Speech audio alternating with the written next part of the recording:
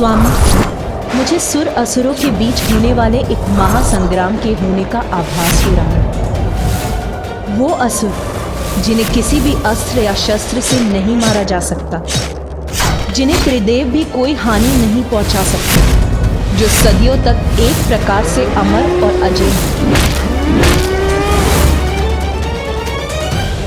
इस भावी विनाश को रोकने का एकमात्र उपाय है देव असुर संग्राम।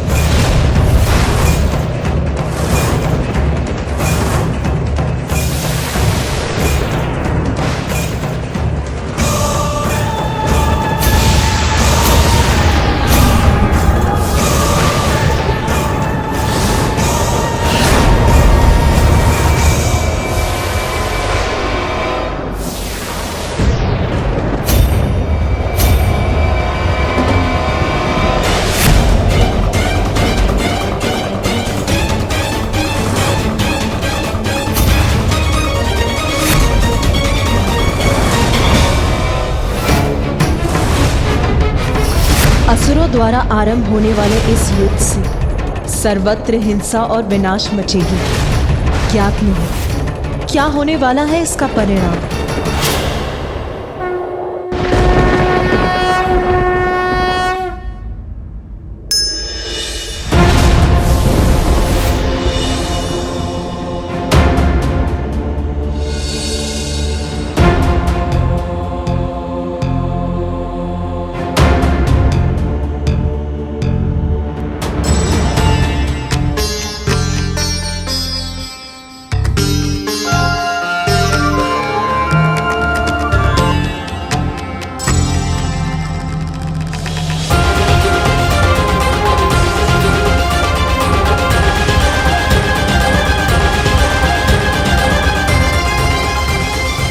सभी के यहाँ एकत्र होने का कारण ज्ञात है मुझे।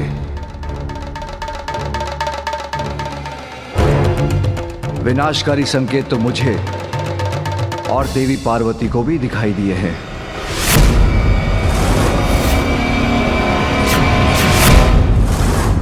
मूषिक असुर एक ही असुर था, किंतु इस बार जैसे असुरों की संपूर्ण सेना हम पर आक्रमण करने वाली है।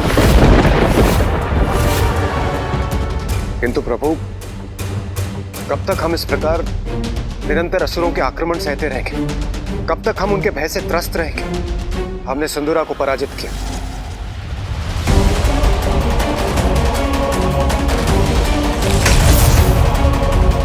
गजासुर का अंत हुआ,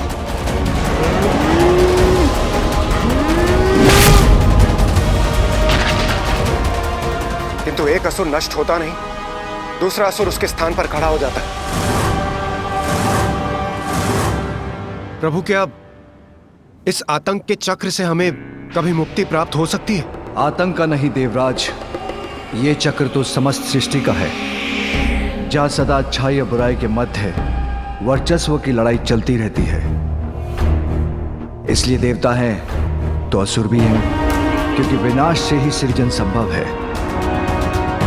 किंतु हमें अपना धर्म निभाना है, इस दुष्टता का अंत कर संसार की रक्षा करनी है। सत्य है महादेव, किंतु जब भी असुरों का आक्रमण होता है, निर्दोष जीवन क्षतिग्रस्त होता है।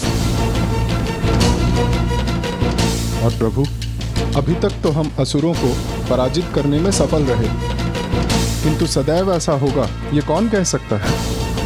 संभव है अगली बार हमें दुष्टों की दुष्टता के समक्ष घुटने टेकने पड़े। और प्रभु, इन असुरों के आक्रमण से सर्वप्रथम मैं ही प्रभावित होता हूं, और उनका सर्वप्रथम लक्ष्य होता है स्वर्ग। प्रभु, क्या इस आसुरी चक्र से मुक्ति प्राप्त करने का हमारे पास कोई उपाय नहीं है? ताड़कासुर, गजासुर, सिंदूरा, इन सबको आपकी और हमारी सम्मिलित शक्तियों ने पराजित किया, किंतु ये कभी न कभी हम पर भारी पड़ेंगे। तब क्या होगा प्रभु? उसकी कल्पना से तो विचलित हो उठता हूं मैं। प्रभु, हमें इसके पूर्व ही कुछ स्थायी उपाय करना होगा। और प्रभु, युद्ध में जय पराजय तो किसी भी पक्ष की हो सकती। हम सत्य का साथ देते हैं, इसलिए सदैव हमारी ही विजय हो, यह भी तो निश्चित नहीं। और यूं ही सत्य की लड़ाई लड़ते लड़ते हम यूं ही सफलता प्राप्त करते रहे, इसे कैसे सुनिश्चित करें प्रभु? हाँ महादेव, ब्रह्मदेव, मैं देवताओं के इस कथन से सहमत हूँ। देवता सफल होंगे इसी विश्वास के साथ वो असुरों के साथ युद्ध में उतर सकें। इसके लिए हमें कोई उपाय तो सोचना ही होगा प्रभु। मेरे विचार से देवताओं का भी कोई देवता होना चाहिए जो कि सभी देवताओं को दिशा प्रदान करे, जिसकी पूजा से उनके कार्य मंगलमय हो।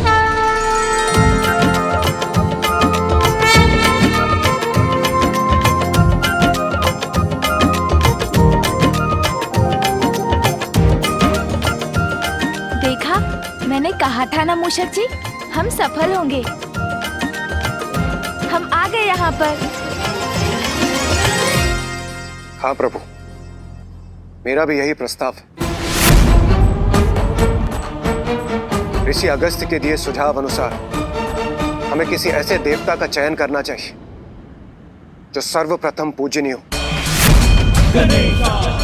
जिसकी पूजा से हमारे कार्यों में आने वाले विघ्न टल जाएं। और जिसकी पूजा से वो दुष्टों के मार्ग में कंटक के समान बनकर उनके पथ में बाधाएं उत्पन्न करे। मैं भी सहमत हूं। हमें ऐसे देवता का चयन करना चाहिए जो प्रथम पूज्य हो, जो देवताओं का विघ्नहर्ता ही नहीं, असुरों का भी विघ्नहर्ता हो।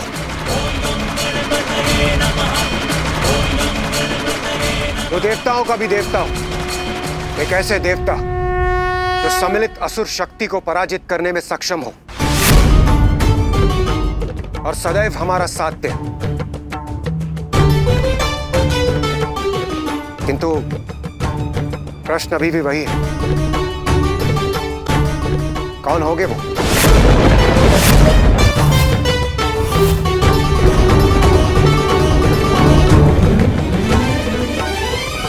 जो देवताओं के विघ्नहर्ता और असुरों के लिए विघ्नकर्ता हूँ, जो देवताओं के भी देवता हूँ। देवताओं का देवता हो, देवताओं के विघ्नहर्ता और असुरों के भी विघ्नहर्ता, असुरों के भी विघ्नहर्ता। देवताओं का देवता हो, देवताओं के विघ्नहर्ता और असुरों के भी विघ्नहर्ता हो, तो देवताओं के भी देवता हो। शांत हो जाइए प्रभु। मेरे विचार से इस महत्वपूर्ण उपाधि पर स्थित होने वाला हम देवताओं में से ही कोई होना चाहिए।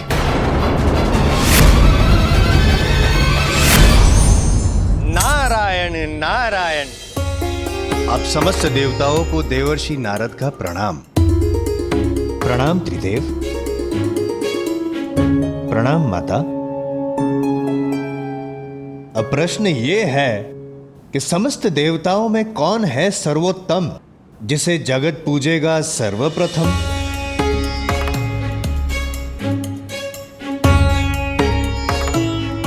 नारद विचार मग्न। कठिन है। नारायण नारायण नारायण नारायण नारायण। मेरे विचार में इसका उत्तर है अत्यंत सरल। प्रथम पूजनीय देवराज इंद्र ही होने चाहिए।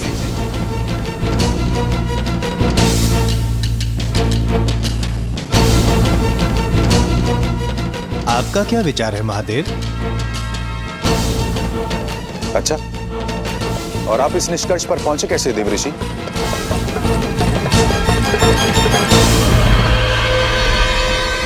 नारायण नारायण, देवराज इंद्र हैं, समस्त देवताओं के अधिपति। इसीलिए आप सभी देवताओं में यदि इंद्रदेव बने प्रथम पूजनीय, तो आप सभी देवताओं को नहीं होनी चाहिए कोई आपत्ति। और इसका भी है कारण। वर्षा करवाते हैं जिससे उपजता है अन्न और प्राप्त होता है समस्त देवताओं को यज्ञ के भविष्य से भोजन। निसंदेह, मुझे कोई संदेह नहीं है कि देवराज इंद्र को ही होना चाहिए सर्व देवों में प्रथम पूज्य। क्षमा त्रिदेव, देवराज इंद्र का अभिप्राय जानने से पूर्व आपकी आज्ञा आवश्यक है। यदि आज्ञा हो तो मैं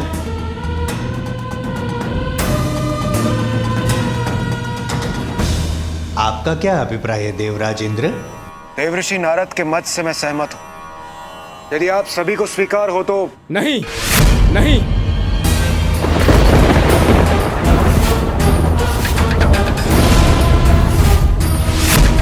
मुझे स्वीकार नहीं है।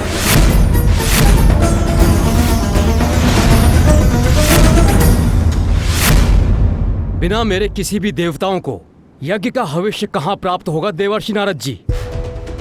अग्नि में आहुति दिया हुआ हविष्य मेरी पत्नी सुहा स्वीकार कर देवताओं तक पहुंचाती है। सत्य वचन।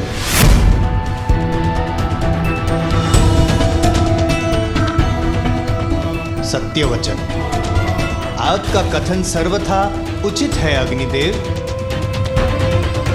क्योंकि बिना अग्नि के हवन का होना तो असंभव है। और अग्नि जो है वो वायु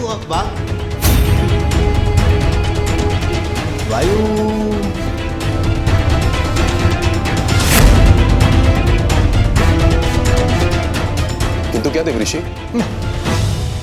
कुछ नहीं, ना ऐसे ही मन में एक विचार ले रहा था आकार, किंतु अग्निदेव का कथन तो सभी को है स्वीकार। कैसा विचार आकार ले रहा था आपके मन में देवऋषि? यदि आपकी आज्ञा हो तो मैं बताऊं। विचार ये है वायुदेव कि जैसे बिना अग्नि के हवन का होना है असंभव, वैसे ही बिना वायु के अग्नि का प्रज्वलित होना भी है असंभव।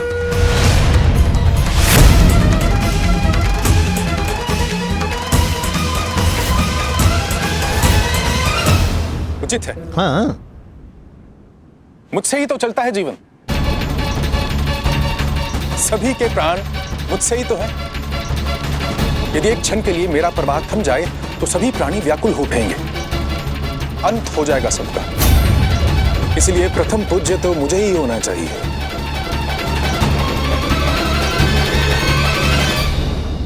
सत्य वचन। प्रथम पूज्य देवता का चयन हो रहा है और आप सभी ने मुझे बुलाया भी नहीं।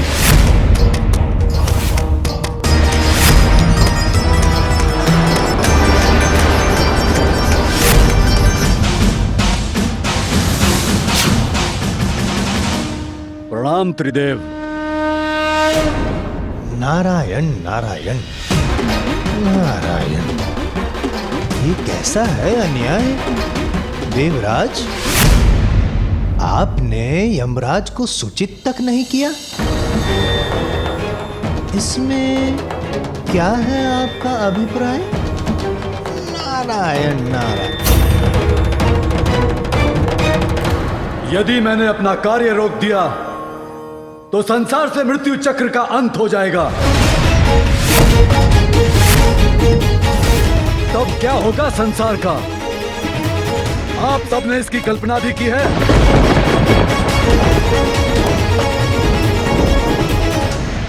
किसी को भी नरक या मृत्यु दंड का भय नहीं रहेगा, अर्थात सर्वत्र अधर्म अन्याय छा जाएगा। सत्य वचन। अर्थात जीवन मृत्यु का संतुलन, जिसे स्थापित करता है मर्यादा का बंधन। नारायण नारायण, आप ही तो हो यमराज, आप ही तो हो जो सब कुछ निर्धारित करते हैं। अवश्य, निसंदेह आप ही को प्रथम पूज्य होना चाहिए, आप ही को अधिकार है, क्योंकि आपका प्रकोप जिस पे पड़ गया वो तो जल तक नहीं मांगेगा। जल जल, बिना जल के तो जीवन संभव ही नहीं है। और वरुण देव, आप ही तो जल उत्पन्न करते हैं, और यदि आपने संसार को जल से विहीन कर दिया, संसार तो नष्ट हो जाएगा। यही तो मैं भी कहना चाह रहा था। तो कह क्यों नहीं रहे थे? वरुण देव, आप ही से समस्त गतिमान होते हैं चक्र। चक्र,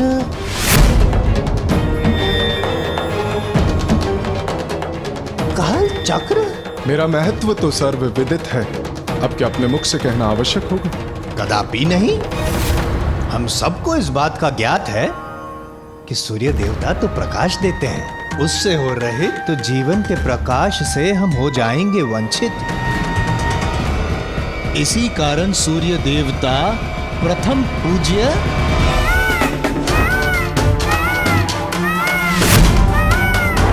प्रथम पूज्य केवल वो नहीं होना चाहिए जो जगत का कल्याण करे, अपितु जगत की रक्षा भी करे।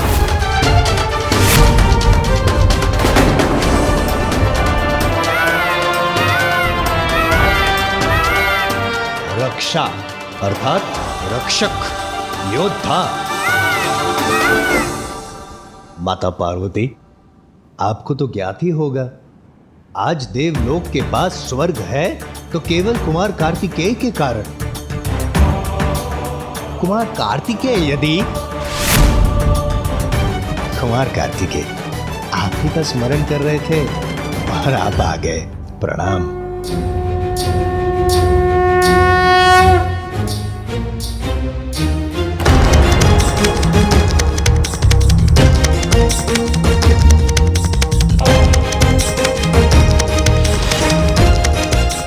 कार्तिकेय, इन्होंने ही ताड़कासुर का वध करके किया उसे कथित, इसीलिए देव सेनापति कार्तिकेय भी प्रथम पूज्य की उपाधि पे हो सकते हैं स्थित, है ना पार्वती माता?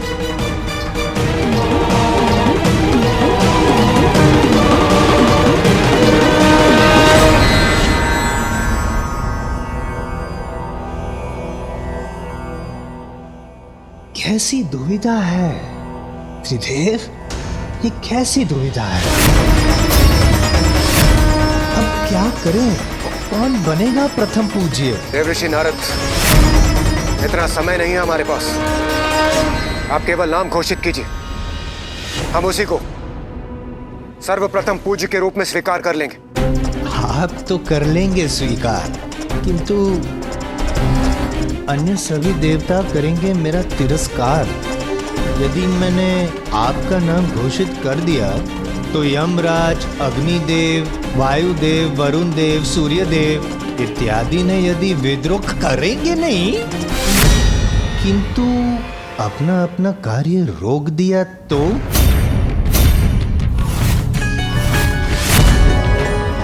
यदि ऐसा हुआ तो नारायण नारायण, संसार नष्ट हो जाएगा, और इसका भार मैं कैसे करूं स्वीकार? वो सब मुझे ज्ञात नहीं,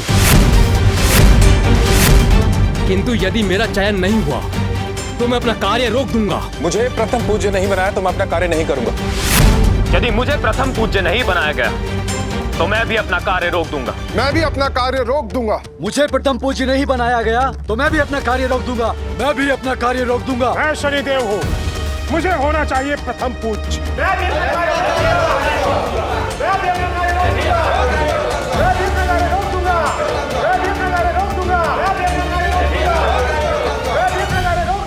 इस घोर संकट के समय में भी ये आपस में ही उलझ रहे हैं। कैसे समझाएं देवताओं को हम? कोई कुछ सुनने के लिए तैयार ही नहीं।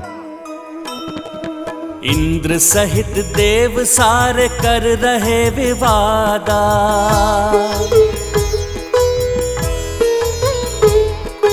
प्रथम पूज्य देवता का सब ही करे दावा।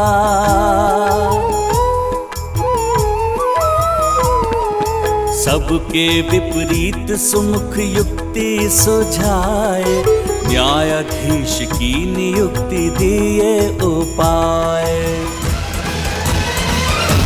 यदि सभी ऐसे ही बोलते रहेंगे तो प्रथम पूज्य कौन होगा? उसका निर्णय कौन करेगा? मेरे विचार से हमें इस कार्य के लिए एक न्यायाधीश नियुक्त करना चाहिए जो इस बात का निर्णय करे।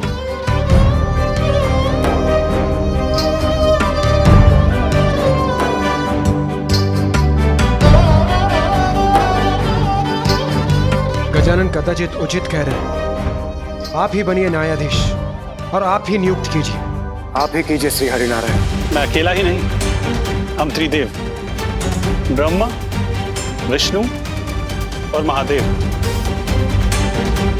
हम तीनों मिलकर निर्णय लेंगे कि आप सभी देवताओं में प्रथम पूज्य कौन होगा।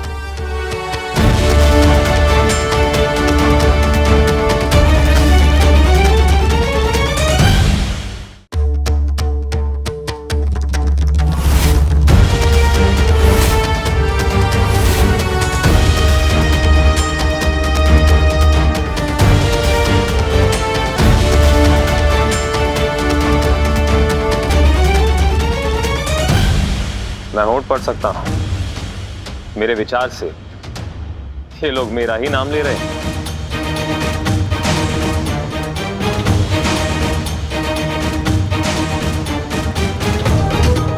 प्रथम पूज्य वही होगा जो योग्यता में सबसे श्रेष्ठ होगा, और इसका निर्णय तो आप सभी के मध्य एक प्रतिस्पर्धा से ही हो सकता है।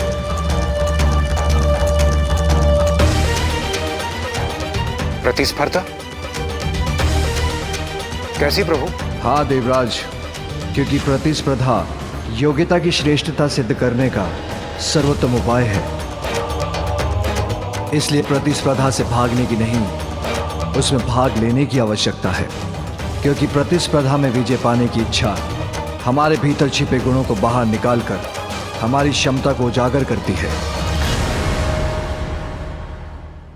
उचित है प्रभु, किंतु हमें करना क्या होगा? आप सभी को अपने वाहनों पर आरूढ़ होकर एक दौड़ में भाग लेना होगा, जिसका प्रारंभ कैलाश से होगा।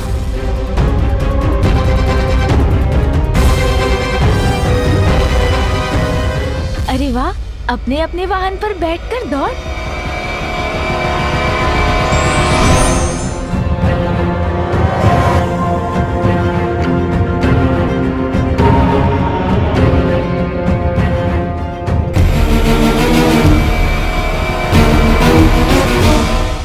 त्रिलोक में स्थित तीर्थ काशी, हरिद्वार, ऋषिकेश, गंगा, सागरपुरी, काशी और द्वारका, और फिर वहां से होते हुए पाताल के तीर्थ, राजावली का नगर, नागलोक, फिर स्वर्ग के तीर्थ, सूर्यलोक और नवग्रह मंडल के समस्त लोक, महरलोक, ब्रह्मलोक, वैकुंठ लोक और गोलोक से होते हुए वापस यहाँ लौटना होगा। किंतु ये कैसे ज्ञात होगा प्रभु कि इन तीर्थों को सभी ने छुआ है? कोई विजय की लालसा में बिना इन तीर्थों पर गए लौट आए तो? ऐसा नहीं होगा अग्निदेव। इन स्थानों की परिक्रमा कर वहां का एक तत्व लेकर आना होगा आपको, जो सर्वप्रथम कैलाश लौटेगा वही प्रथम पूज्य देव बनेगा। इस प्रतिस्पर्धा के लिए मैं तैयार हूं। मैं भी तैयार हूं त्रिदेव। मैं भी तैयार हूं। हाँ, मैं भी तैयार हूं। मैं वरुण देव, मैं भी तैयार हूं।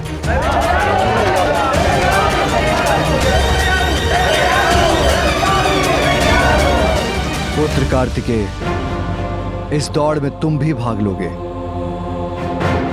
जो आज्ञा पिताश्री।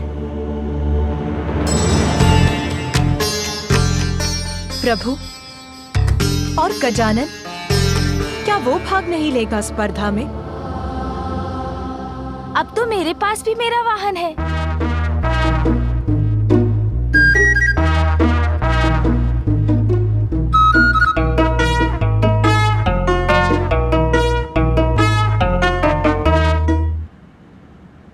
अवश्य बालक गजानन।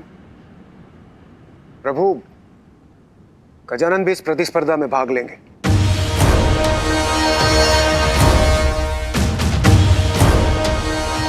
कल प्रातःकाल इस स्पर्धा का आरंभ कैलाश से होगा। नारायण नारायण।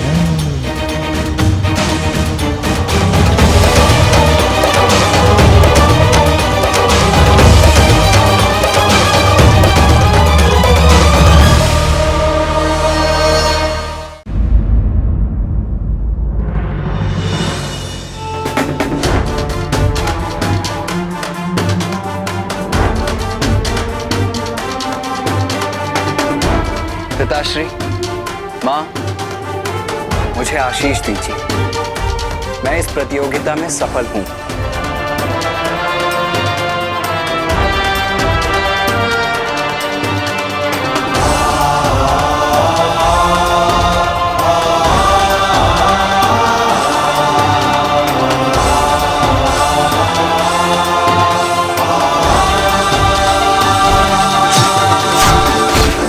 क्या हुआ माँ? आप अचानक इतनी चिंतित क्यों हो गई?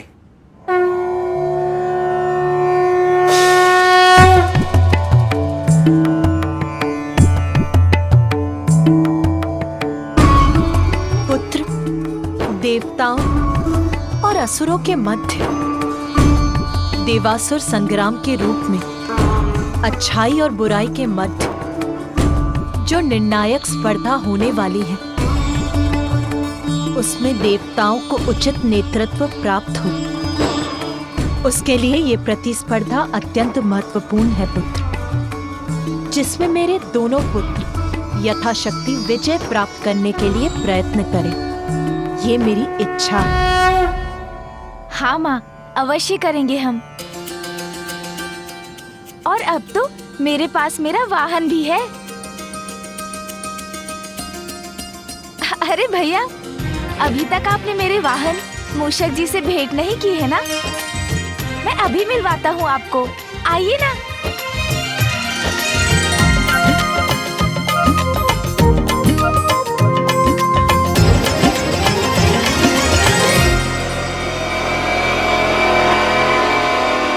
ये है मेरे वाहन मूषक जी।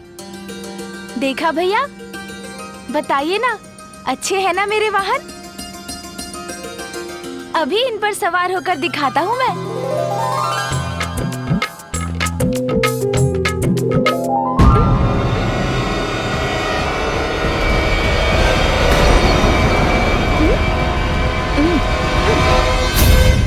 उठिए मूषक जी, उठिए।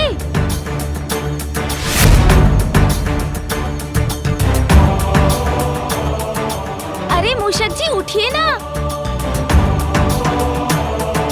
ये कैसा वाहन चुन लिया गजानन ने, जो उसका भार उठाने में भी असमर्थ है। कोई बात नहीं मूषक जी, इस बार अवश्य सफल होंगे आप। एक प्रयत्न और कीजिए। गजानन, तुमने अन्य देवताओं के वाहन देखे? उनको छोड़ो, मेरे वाहन मयूर के तीव्र वेग से तो तुम परिचित हो ना? उनसे तुम्हारा ये वाहन कैसे स्पर्धा करेगा? तुम्हें अभी एक दूसरा वाहन चुनना होगा। पुत्र कार्तिकेय, पुत्र, जो योग्यता साधारण समय में दिखाई नहीं देती, वो ही संकट में उजागर होकर व्यक्ति की शक्ति बन जाती। इसीलिए बिना किसी के सामर्थ्य को जाने उसके बारे में किसी निष्कर्ष तक पहुंचना तो सर्वथा अनुचित है पुत्र। जी माता, शुभ संकल्प तो किसी को कल्पना से परे ले जा सकता है। संभव है कल गजानन और उसका वाहन मूषक तुम्हें चकित कर दे पुत्र। इसीलिए कभी किसी को कम आंकने की भूल मत करना पुत्र। उचित है माँ, किंतु मुझे तो ऐसा प्रतीत हुआ जैसे भैया मेरे मूषक जी को कम नहीं आंकना चाहते। वो तो बस इतना चाहते हैं कि मैं असफल ना हूँ, है ना भैया? और वैसे भी माँ, मैं जीतूं या भैया, विजय तो आपके पुत्र की होगी ना? हाँ पुत्र, कल भोर की प्रथम किरण के साथ देवताओं के बीच ये प्रतिस्पर्धा प्रारंभ होगी। इसीलिए तुम दोनों को तैयार रहना होगा पुत्र।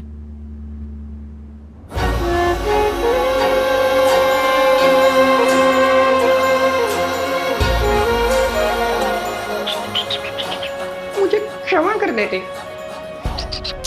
यदि मुझसे योग्य वाहन होता तो आप अवश्य विजय पा सकते थे,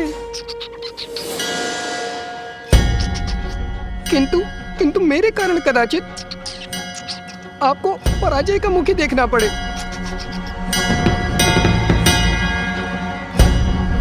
चिंता मत कीजिए मूषक जी, कल जो भी हो इस प्रतियोगिता में विजय तो महादेव पुत्र की ही होगी।